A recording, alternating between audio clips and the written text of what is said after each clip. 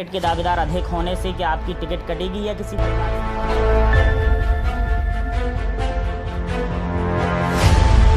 एक audio viral हो रही थी जिसमें बताया जा रहा था कि ये पवई विधायक जी की बात दिलचस्प किस्सा भी कह लें या ये कहें कि आपके जीवन से जुड़ा हुआ जो आपको मंदिर तक खींच लाई। आप मंदिर में रहने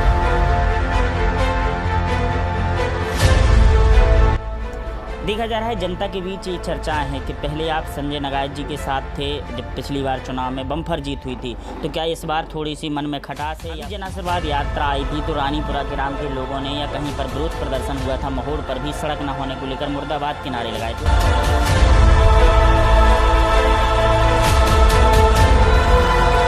पवई विधानसभा प्लांट है जेके प्लांट आपने कहा, लेकिन युवा रोजगारों यहाँ के क्षेत्रीय बेरोजगारों को रोजगार न मिला वो बड़ा मुद्दा। पद पे बैठने वाला किसी भी जाति का नहीं होता है, वो सर्व जाति से सभी धर्मों से बन के प्रतिनिधि बनता है। नगर क्षेत्र के पहाड़ी इलाकों में आज भी बिजली नहीं पहुंची, जिससे आदिवासी लोगों को परेशानी का सामना करना पड़ता है। उनके लिए क्या किए गए?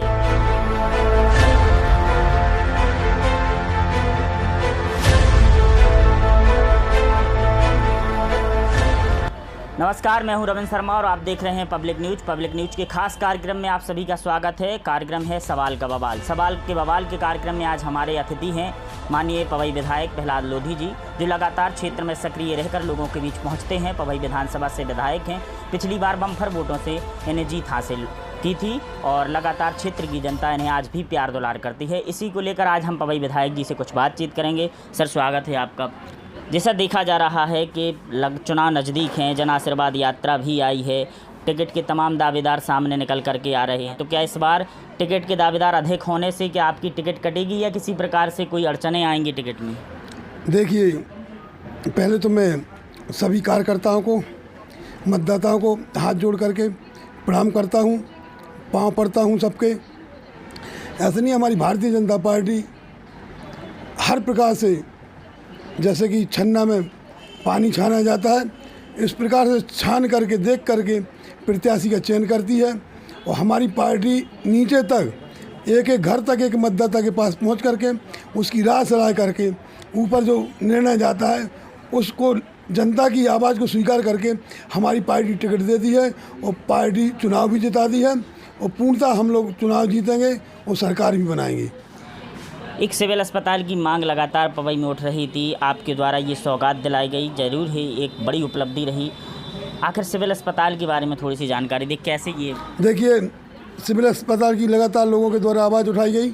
सिविल अस्पताल 50 बिस्तर का हो गया है, जिसका भूमि पूजन भी हो गया है और उसका काम भी चालू हो गया है। देखा जा रहा है एक ऑडियो बीते दिनों वायरल हुई थी जिसमें लगाया जा रहा था कि पवई विधायक जी की ऑडियो, उस ऑडियो के बारे में थोड़ा सा जानकारी। कौन सी ऑडियो? एक ऑडियो वायरल हो रही थी जिसमें बताया जा रहा था कि ये पवई विधायक जी की बात कर रहे हैं। ये तो जब चुनाव सामने आते हैं तो लोग दुनिया के सब बना बना के पेश करते हैं।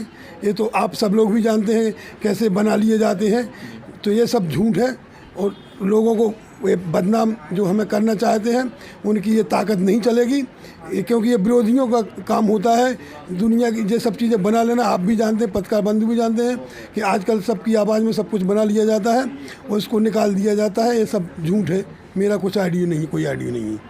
एक दिलचस्प किस्सा भी कह लें या ये कहें कि आपके जीवन से जुड़ा हुआ जो आपको मंदिर तक खींच लाई, आप मंदिर में रहने लगे। मतलब ये कि आप स्वास्थ्य, कहीं ना कहीं लोगों ने ये मान लिया था कि पवई विधायक कोरोना काल के समय अब पवई विधानसभा शायद ना लौटें। उसके बाद आपने भी कई कार्यक्रमों में उस बात को बताया कि किस तरीके से आपको मुख्यमंत्री जी ने मदद की और किस तरीके से माता के आशीर्वाद के बाद आप आए। उस किस्से पर थोड़ा सा प्रकाश। बिल्कुल, आपने जो कहा सही कहा, जनता जनार्दन ने भी कहा जो सही कहा। मैं खुद जानता था, मुझे लग रहा था कि मैं कोरोना काल से अस्पताल से जिंदा नहीं निकलूँगा, लेकिन हमारे प्रदेश के यशस्वी मुख्यमंत्री आदरणीय शिवराज सिंह जी चौहान, जिन्होंने, शायद मेरे पिताजी भी होते तो वो प्यार दुलार मुझे उनसे नहीं मिलता जो माननीय शिवराज जी ने मुझे 24, मान लो पूरे दिन में 24 घंटे में 3-4 बार वो लगातार व्हाट्सएप से देखते थे, वीडियो कॉल करके देखते थे। हर प्रकार से वो लगातार तीनों टाइम मेरी 24 घंटे देख रेख करते थे और लगातार डॉक्टरों से परामर्श करते थे। यहाँ तक कि इतना है कि बम्बई से भी उनने चार्टर प्लेन से दवाई मंगाई और मुझसे भी बात करते थे। अब मैं तो बात कर नहीं पाता था, डॉक्टर उसके माध्यम से, व्हाट्सएप के माध्यम से बात कराते थे और मैं देखता था तो वो कहते थे बराबर कि भगवान भरोसे रहो। तो मैंने माँ कंकाली मैया को लगातार सुमरा, हे माँ तुम्हारा यहाँ कुछ हुआ भी नहीं है, मरने के बाद लोग कहेंगे कि क्षेत्र का विधायक रहा और माँ का मंदिर भी नहीं बना है, तो माँ एक बार मुझे जीवित आप अपने वहाँ ले चलो, मैं आपकी शरण में रहूँगा और वहीं जब तक आपका काम नहीं हो जाएगा, जब तक मैं घर वापस नहीं लौटूंगा। तो 2 साल 2.5 साल करीब होगा मैया की, कंकाली मैया के मंदिर में मैं आज भी वहीं रात रुकता हूँ, खाने के लिए घर जाता हूँ, कभी कभी खाना वहीं आ जाता है, कभी कभी मेरा परिवार ही वहीं आ जाता है। जब तक माँ का मंदिर का पूर्णता से वहाँ का सौंदर्यीकरण नहीं होगा, जब तक मैं घर वापस नहीं जाऊँगा। देखा जा रहा है जनता के बीच ये चर्चाएं हैं कि पहले आप संजय नगायत जी के साथ थे जब पिछली बार चुनाव में बम्पर जीत हुई थी, तो क्या इस बार थोड़ी सी मन में खटास है या मना लेंगे, या जो बातें सामने निकल के आ रही हैं वो सिर्फ अफवाहें हैं? देखिए, मेरी तो आज तक किसी से बुराई बनती नहीं है। मैं तो न दल वाला हूँ तो मैं दिल वाला होता हूँ, जिससे मेरी दोस्ती बन जाती। मैं कभी बुराई नहीं करता हूँ। ये लोग जो कहते हैं वो उनका काम है, या जिसके मन में जो हो वो उनका काम है। मेरी तरफ से किसी के मन में कोई खटास नहीं है, क्योंकि जब नेता होता है और जैसे एक परिवार में बैठने में 4 भाई रहते हैं तो 4 भाइयों में थोड़ी मोड़ी बर्तन खड़े लगे। मेरी तरफ से कोई किसी से कोई बुराई नहीं है, ना कोई खटास है। सब लोग भारतीय जनता पार्टी के कार्यकर्ता के रूप में सब लोग काम करेंगे।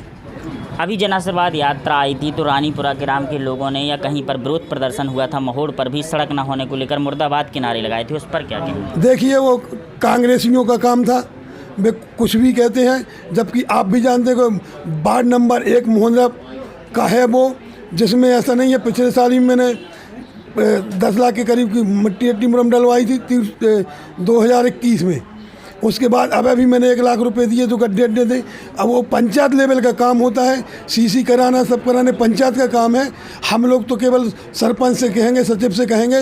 अब पूर्व में जो सरपंच रहे उन्होंने भी नहीं कराया, हमके जो भी विधायक रहे उन्होंने लगे, फिर भी हम लोग तो उसमें काम कराने लगे हैं। लेकिन जब विरोधियों को कोई नहीं मिलता तो कहीं ना कहीं ये विरोधियों की चाल है। उसमें कांग्रेस के लोग ही 3-4 लोग खड़े थे, पीछे तो भीड़ में सब कोई खड़ा रहता है। तो ये 3-4 लोगों की उसमें आवाज़ थी, वो लोग हैं तो उसमें बाकी कांग्रेसियों की चाल है।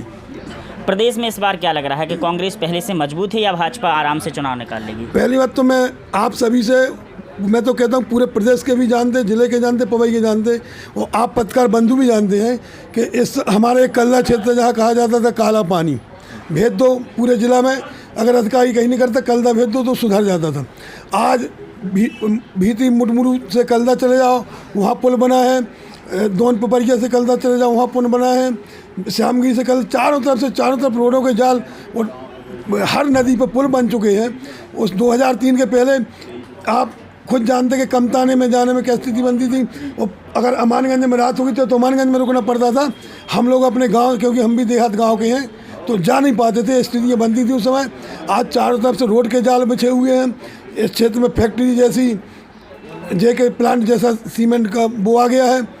ऐसी कई योजनाएं हमारी तरफ से तो भारतीय जनता पार्टी ने जो किया है वो 55 सालों में 60 सालों में कांग्रेस ने कभी नहीं किया।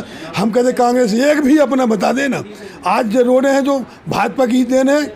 अब हम तो इसी क्षेत्र के रहने वाले, कोई सिटी के नहीं है, तो हम तो हर प्रकार से जानते हैं भारतीय जनता पार्टी अच्छे पूर्ण बहुमत से जीतेगी। लाडली लक्ष्मी बहना है, लाडली बहना है, उज्ज्वला योजना है, किसान सम्मान निधि है, कई ऐसी योजना है जो सीधे किसान को गरीब कल्याण से उसको लाभ मिल रहा है। और गरीब कल्याण, गरीब लोग उनके साथ में है।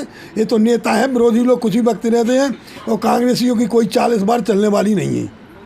अगर आप फिर से विधानसभा का उम्मीदवार बनाया जाता है, प्रत्याशी बनाया जाता है, तो इस बार के ऐसे कौन से काम रहेगा जो इस 5 साल में आप नहीं कर पाए, जो आगे आके करेंगे? देखिए, हर जनप्रतिनिधि को तमन्ना रहती है किसी समस्या के कारण, वो रोज़ सोचता रहता है कि हम जितने से जितने अच्छे से अच्छा अपनी विधानसभा के लिए काम कर सकें। क्योंकि जब वो विधायक नहीं रहे या उसके मरने के बाद उसकी निशानी ही विधानसभा के अंतर्गत रह जाती है। तो हर प्रत्याशी चाहता है कि मैं अपने विधानसभा को अच्छा, स्वच्छ, समृद्ध और ऐसा बना दूं जिससे रोज़गार भी सभी को मिले, कोई भूखा ना सोए। ये सबकी तमन्ना रहती है। उसी प्रकार से हम लोग भी अपनी विधानसभा के बारे में, वो हमारी भारतीय जनता पार्टी हर गरीब के बारे में लगातार सोचती रहती है। सबका साथ, सबका विकास लेकर के हमारी भारतीय जनता पार्टी चल रही है। पवई विधानसभा प्लांट है, जेके प्लांट आपने कहा, लेकिन युवा रोजगारों, यहाँ के क्षेत्रीय बेरोजगारों को रोजगार न मिला, वो बड़ा मुद्दा है। देखिए, अभी मैंने एक दिन जानकारी ली थी साढ़े तीन सौ लोग लड़के उसमें वो कर रहे हैं। अब जो जैसे हैं वो फिट होंगे, उस धीरे धीरे प्लांट जम रहा है, वैसे ही उसमें लोगों को रोज़गार मिलता जाएगा। क्योंकि तत्काल का प्लांट था तो शुरू में तो एक भी नहीं थी। अब आज हमारे 350 की स्थिति में लड़के पहुंच चुके हैं। वो उस पर अपन भरपूर प्रयास करेंगे कि हमारे पूरे क्षेत्र को, हमारे पूरे ज़िले को उसमें रोज़गार मिले। इसके लिए हम लोग बात करेंगे, लड़ाई भी लड़ सकते हैं, ऐसी कोई बात नहीं है। क्या इस बार की विधानसभा चुनाव में जातिगत समीकरण साधने के प्रयास किए जाएंगे? देखिए भाई साहब, जातिगत से कोई भी चुनाव नहीं जीता जाता है। पंचायत मेंबर का चुनाव हो तो जातिगत से उसको भी लोग नहीं जीत सकते हैं। और मैं तो ये मानता हूँ, ये दुनिया की ये विरोधी या जो राजनीति नहीं करते या जो किसी चीज़ से इंटरेस्ट नहीं करते हैं, वो लोग जातिवाद फैलाते हैं। नहीं तो पद पे बैठने वाला किसी भी जाति का नहीं होता है, वो सर्व जाति से, सभी धर्मों से बन के वो प्रतिनिधि बनता है। तो वो सभी जाति भर का बनता है, कोई जातवाद का कोई भेदभाव नहीं होता है। श्रीमान जी, अंतिम सवाल ये है कि शाहनगर क्षेत्र के पहाड़ी इलाकों में आज भी बिजली नहीं पहुंची, जिससे आदिवासी लोगों को परेशानी का सामना करना पड़ता है। उनके लिए क्या किए गए अब तक, या आने वाले समय में क्या प्रयास? देखिए, मैंने देखा तत्काल लीड बदली जा रही है। और कलदा के लिए वास्तव में एक ऐसा लंबा था कि मुझे लगता है सलेहा पावर हाउस से 40 किलोमीटर दूर तक लाइन पड़ती है। तो लंबी लाइन होने के कारण, बीच में जंगल होने के कारण फाल्ट मारता है। तो इसके लिए मैंने कलदा में पावर हाउस का भूमि पूजन किया है, और जिससे पूरे कलदा क्षेत्र का निजात मिल जाएगा। अच्छे से अच्छी लाइट और अच्छे से सुचारू रूप से वहाँ की विकास की गति बढ़ेगी। धन्यवाद। ये थे हमारे पवई विधायक प्रहलाद लोधी जी। लगातार इन्होंने क्षेत्र में विकास किए हैं। सिविल अस्पताल एक बड़ी मांग थी, जिले में कहीं पर भी नहीं हुआ, लेकिन पवई विधानसभा को सिविल अस्पताल की सौगात मिली। इसके साथ साथ सभा मंच से लेकर कई नए विकास कार्य पवई विधायक द्वारा किए गए हैं, जो आज जनता के बीच चर्चा का विषय बने हुए हैं। धन्यवाद। आपसे जो